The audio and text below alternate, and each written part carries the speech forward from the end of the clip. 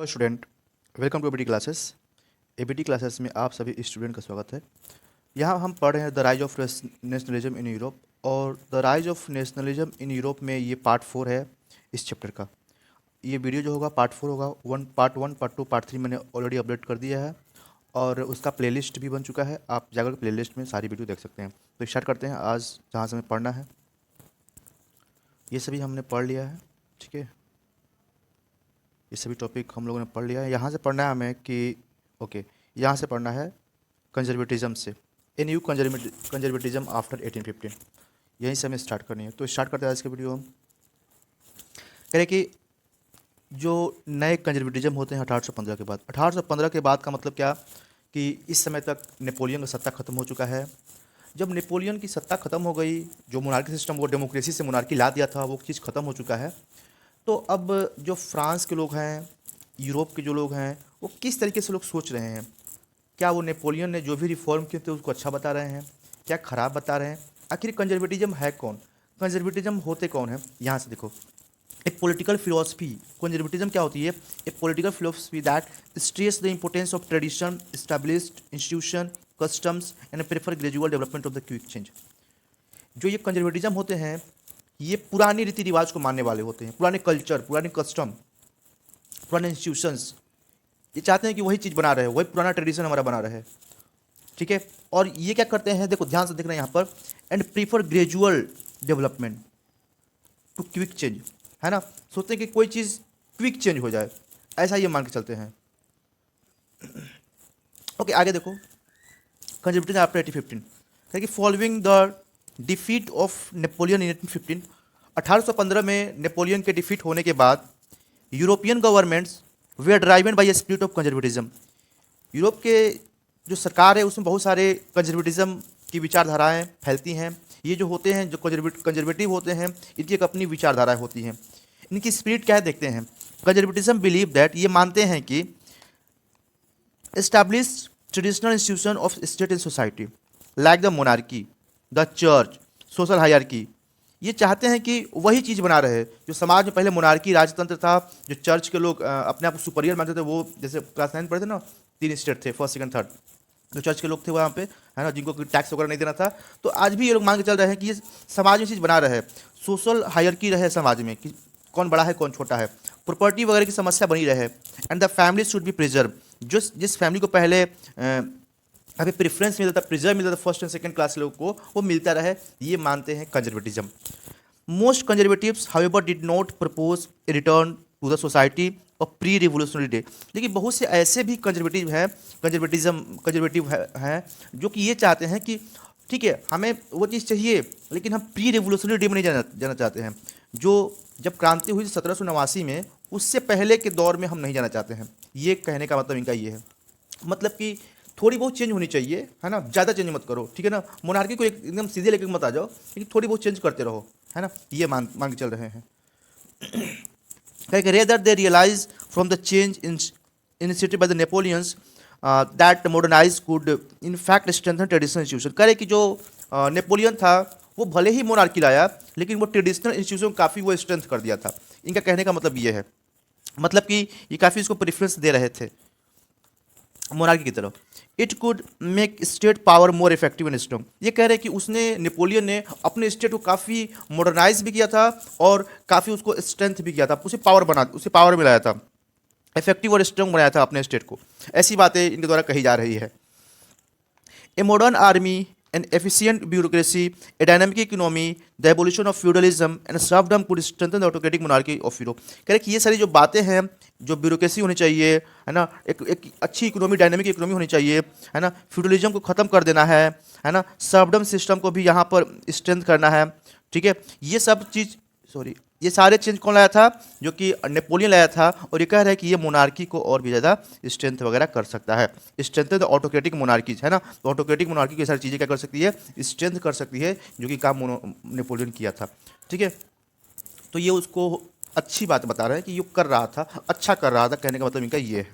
Okay, आगे देखो, इन 1815 representatives of the European power, Britain, Russia, Prussia, Austria, who had collectively defeated Napoleon पता है कि इन सब लोग एक साथ मिल करके नेपोलियन को हराए थे। कौन कौन? ब्रिटेन था, रशिया था, प्रूसिया था और ऑस्ट्रिया। ये सभी लोग कलेक्टिवली इनकी आर्मी मिल करके नेपोलियन को डिफीट की थी, है ना। Met at Vienna to draw, जब ये हार गया उसके बाद सभी लोग यहाँ पर वियना में मिलते हैं। वियना कांग्रेस, वियना में सभी लोग, कांग्रेस का मतलब क्या होता है कि देखो 10-20 लोग एक जगह आकर के मिलते हैं, किसी मुद्दे पर बात करते हैं, उसे कांग्रेस से बोलते हैं, ठीक है। तो meet to draw up a settlement for Europe. फिर ये लोग सब लोग एक साथ वियना में मिलते हैं और बताते हैं कि कैसे हमें यूरोप का एक सेटलमेंट करना है।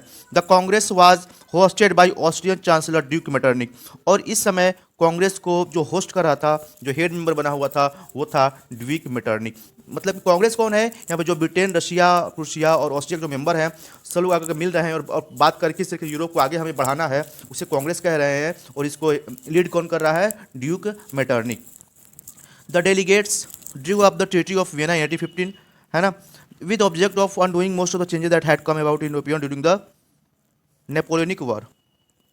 लेकिन नेपोलियन वार में जो सारी समस्याएं हुई है उसे हमें सही करना है, ठीक है। नेपोलियन जो भी समस्याएं क्रिएट की थी हमें यूरोप में, उस सभी को सही करना है। अब देखो ये करते क्या है सही करने के क्रम में।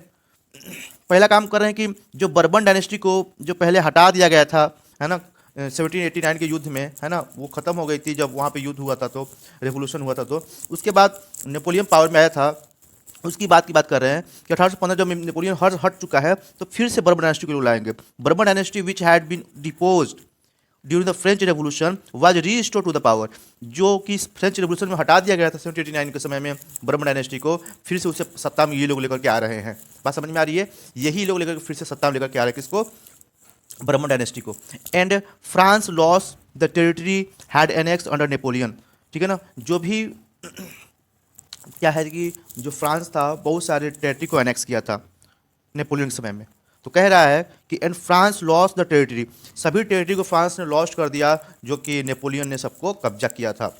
ए series of state were set up on the boundaries of France, और जैसे कि मान लो ये फ्रांस हो गया तो फ्रांस के अगल बगल बहुत सारे छोटे छोटे बॉर्डर बना दिए गए कि ये फिर से कहीं इस तरीके से कैप्चर आगे ना कर पाए, आगे फिर ये ना बढ़े। इस तरीके छोटे छोटे यहाँ पे बॉर्डर यहाँ पे इसके स्टेट के चारों ओर बना दिए गए, ठीक है। Boundary in France prevent French expansion in future, कि फ्यूचर में कभी भी फ्रेंच का फिर से एक्सपेंशन ना हो, इस वजह से यहाँ पे क्या बनाया गया? बाउंड्रीज बनाए गए। Kingdom of the Netherlands which included Belgium, समझ में आ रहा है कौन कौन कहाँ पर देख लो। Kingdom of Netherland included Belgium was set up in the north and Geneva was added to the Piedmont, ठीक है। जेनेवा कहाँ गया? पिडमोंट में, इन द साउथ में। Prussia was given important new territory on its western frontiers while Austria was given control of the northern Italy. तो हर किसी को छोटी छोटी टेरिटरी जो, क्योंकि फ्रांस जो कब्जा किया है उसको अलग अलग तरीके से उसको मिला रहे हैं अब ये लोग, ठीक है। But the German confederation of 39 state had been set up by Napoleon was left untouch, जो 39 स्टेट का जो कन्फेडरेशन बनाया था नेपोलियन ने, उसको अभी लोग ये कुछ छेड़छाड़ नहीं किए हैं, ठीक है। In the east Russia was given part of the Poland, है ना, रशिया को पोलैंड का पार्ट दे दिया जाता है। Prussia was given A portion of the Saxony, है ना, प्रूसिया को सैक्सोनी का पोर्शन कुछ दे दिया जाता है। The main intention was to restore the monarchy that had been overthrown by the Napoleon. Main intention यहाँ पे क्या चल रहा है कि मोनार्की को फिर से लाना है, जो कि नेपोलियन उसको क्या किया था? ओवरथ्रोन कर दिया था, ठीक है।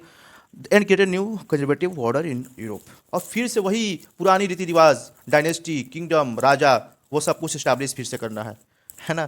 तो फिर से देख सकते हो ये था कंजर्वेटिज्म, ठीक है। यही है टॉपिक कंजर्वेटिव। तो कंजर्वेटिव का मतलब सिंपल सा क्या मतलब है कि अपने पुराने रीति रिवाज, कल्चर्स को मानते हैं, उसको ही प्रेफरेंस देते हैं, उसी पाथ पर चलने की कोशिश करते हैं। That is the conservative and this is the conservative idea, ठीक है। Conservative regime set up in 1850 were autocratic. 1815 में जो कंजर्वेटिव रेजिम जो सेटअप हुई ऑटोक्रेटिक थी। They did not tolerate criticism and dissent and sought to curb activity that question the illegitimacy of the autocratic government. ये किसी का बर्दाश्त नहीं करके इनके ऊपर कोई क्वेश्चन मार्क उठाए, है ना। लोग बोलते हैं ना, क्वेश्चन करते हैं ना कि ये गलत काम हो रहा है, ये गलत काम हो रहा है, तो ये किसी को टॉलरेट नहीं कर सकते थे। कोई इनकी कोई आलोचना करे, कोई इन पर टिप्पणी करे, कमेंट करे, ये इनसे नहीं बर्दाश्त हो सकता है। Most of them impose censorship laws to control what said is newspaper. सब में सेंसरशिप लगा दी। सेंसरशिप वगैरह में किसी को रोक लगा देना, है ना, कि आप मेरे खिलाफ कुछ लिखोगे नहीं, पहले ही बोल दिया गया है, ठीक है, या फिर न्यूज़पेपर ही बंद करा दिया गया, ठीक है। ऐसी बातें चल रही है। तो censorship laws control what was said in newspaper. Newspaper जो भी चल रहा है उससे सेंसरशिप लगा गया। बुक, प्ले वगैरह जो भी चीज़ें हैं, सॉन्ग्स वगैरह लोग गा रहे हैं कि भड़काऊ सॉन्ग गा रहे हैं ताकि लोग उससे भड़क रहे हैं उनके ऊपर, तो ऐसी चीज़ें नहीं होगी। जहाँ पर क्या आप लिबर्टी की बातें बताते हो, फ्रीडम की बातें बताते हो, है ना, ये सभी सॉन्ग्स और न्यूज़पेपर इस टाइप की नहीं चलेंगी। ये है कंजर्वेटिव विचारधारा है। यहाँ पर सब लोग बैठे हुए हैं। नेक्स्ट क्या कि एसोसिएटेड विद फ्रेंच रेवोल्यूशन, जो कि सब कुछ फ्रेंच रेवोल्यूशन से एसोसिएट हो, है ना, वैसी कोई भी सॉन्ग नहीं बजेंगी, कोई वैसी न्यूज़पेपर में कुछ चीज़ें नहीं छपेंगी, है ना, तो ये सारी चीज़ें बंद कर दी गई, उसके ऊपर सेंसरशिप लगा दिया गया। The memory of the French revolution nonetheless continue to inspire inspire liberals. One of the major issues taken by the liberal nationalists who criticize the new conservative order. जो एक नया लिबरल नेशनलिस्ट जो निकल के आ रहे थे, इनका क्या था कि ये लगातार क्रिटिसाइज कर रहे थे कंजर्वेटिव ऑर्डर को, जो कंजर्वेटिव काम कर रहे हैं इनकी विचारधाराओं को ये लोग क्रिटिसाइज, क्योंकि लिबरल बाई जाए से फ्रीडम चाहिए उनको, है ना, फ्रीडम के लिए लिबर वर्ड बना हुआ है, तो वो इनको काफ़ी क्रिटिसाइज करते थे, है ना, और फ्रीडम ऑफ प्रेस क्योंकि यहाँ पर खत्म कर दिया गया था, इस वजह से भी वो लोग काफ़ी क्रिटिसाइज वगैरह कर रहे थे। अब देखो रिवोल्यूशनरी, क्रांतिकारी, ये है क्रांतिकारी लोग, ठीक है, जो बैठे हुए इधर से। During the year following 1815 the fear of repression drop many liberal nationalist, बहुत से ऐसे लिबरल नेशनलिस्ट थे जिनको डर था कहीं हमें फिर से कोई कैद ना कर ले, कोई जेल में ना डाल दे, है ना, कोई हमें मार ना दे, इस टाइप के डर चल रहे थे। अंडरग्राउंड सीक्रेट, अंडरग्राउंड, ठीक है, नेशनलिस्ट अंडरग्राउंड, इस वजह से जो भी लिबरल नेशनलिस्ट है सब कहाँ चले गए, अंडरग्राउंड हो गए, अपने आप को बंद कर लिए कमरे के अंदर में कि हमें कोई पकड़ ना सके, अंदर से ही एक्टिविटी करेंगे, है ना, छुप छुप के। Secret society sprang in many European state to train revolutionaries, एक सीक्रेट सोसाइटी बनी, है ना, ऐसा होता है ना कुछ सीक्रेट घर, है ना, वहाँ पर लोग आकर मिल रहे हैं चुपके से, किसी कोई जान ना रहा है, और वहाँ से अंदर ही अंदर क्रांतिकारी एक्टिविटीज चल रही हैं, है ना, तो वहाँ से अंदर अंदर रेवोल्यूशनरी आइडियाज निकल रहे थे बाहर, एंड स्प्रेड देयर आइडिया, और अपने आइडिया को फैला रहे हैं धीरे धीरे, लोग और भी जुटा रहे हैं, ऐसे काम करना है, यहाँ बम ब्लास्ट करना है, इस टाइप की एक्टिविटी चल रही है, ठीक है। To be revolutionary at this time meant a commitment to oppose monarchical forms that had been established after the Vienna Congress. इस समय में, है ना, रेवोल्यूशनरी होने का मतलब सिर्फ ये है कि जो भी वियना कांग्रेस 1815 में हुआ है, जो चीज़ें अभी बनी है, मोनार्कियल सिस्टम आ गया है, बर्बर डायनेस्टी फिर से आ गई है फ्रांस में, ये सभी मोनार्कियल सिस्टम को ही खत्म करना है, इसके अगेंस्ट काम करना है। अगर आप इस समय रेवोल्यूशनरी की बात कर रहे हो तो समझ में आ रहा है। रेवोल्यूशनरी का आइडिया क्या है कि हमें जो कंजर्वेटिव आइडिया आ चुकी है, जो फिर से वही पुरानी कहानी आ चुकी है, राजा बन चुका है, ये सभी चीज़ों को खत्म करना है, हमें क्या करना है, आज़ाद करना है देश को।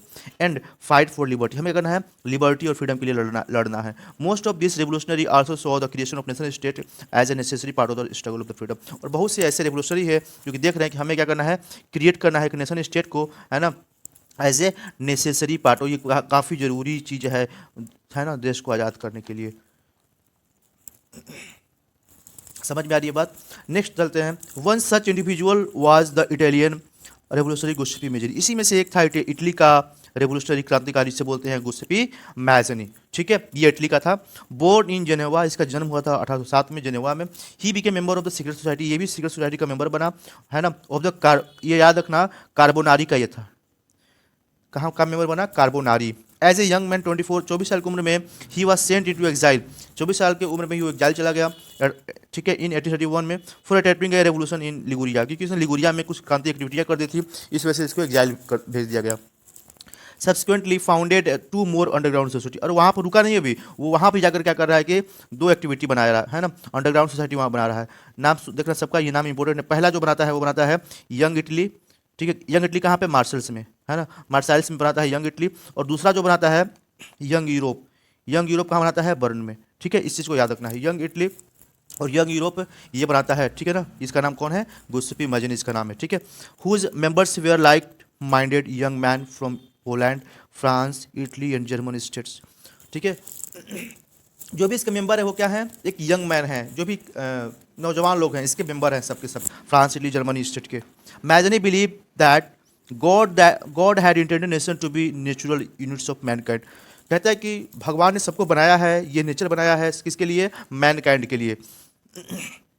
सो Italy could not continue to be a patchwork of small state and kingdom, इसलिए इटली को क्या क्या चाहिए, एक छोटा सा स्मॉल पैचवर्क नहीं बनना चाहिए, उसे कि राजा के अंदर में नहीं रहना चाहिए, उसे आज़ाद होना पड़ेगा। It had to be forged into a single unified republic with a wider alliance of the nation, है ना। इसे क्या हो, एक मिनट, क्या हो गया भाई, ओके, तो ये कह रहा है कि इटली को क्या क्या होना पड़ेगा, यूनिफाई होना पड़ेगा, ठीक है। इटली क्या होना है, unify, it had to be forged into a single unified republic within a wider alliance of the nation, है ना. This unification alone could be basis of Italian liberty. और ये जो है ये इटली की लिबर्टी के लिए है ना, ये आधार बनेगी, क्या बेसिस बनेगी इटली की लिबर्टी के लिए. Following his model secret society were set up in Germany, है ना. इसके मॉडल को सेटअप फॉलो करते हुए एक सीक्रेट सोसाइटी बनाई गई, कहाँ पे, जर्मनी में, ठीक है, फ्रांस में, स्विट्जरलैंड में, पोलैंड में.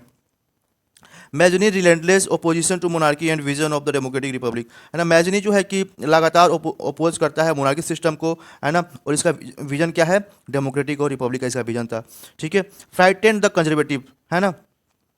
Metternich describe him as a most dangerous enemy of our social order, ठीक है ना. तो याद रखना कौन इसको कहता है, मेटरनिक कहता है, मेटरनिक ड्यूक मेटरनिक कहता है कि ये कौन है, सबसे डेंजरस इनेमी है सोशल ऑर्डर का. समाज में जो सबसे खराब काम हो रहे हैं वो सबसे बड़ा दुश्मन इसका कौन है, यही है. ये कौन बात कर रहा है, मेटरनिक कह रहा है. किसके बारे में, मेजनी के बारे में. चलते हैं आगे. The age of revolution. Age of revolution हम लोग अगले पार्ट में देखेंगे, ठीक है, पार्ट 5 में. तो आज के लिए इतना ही. Thanks for listening. जय हिंद.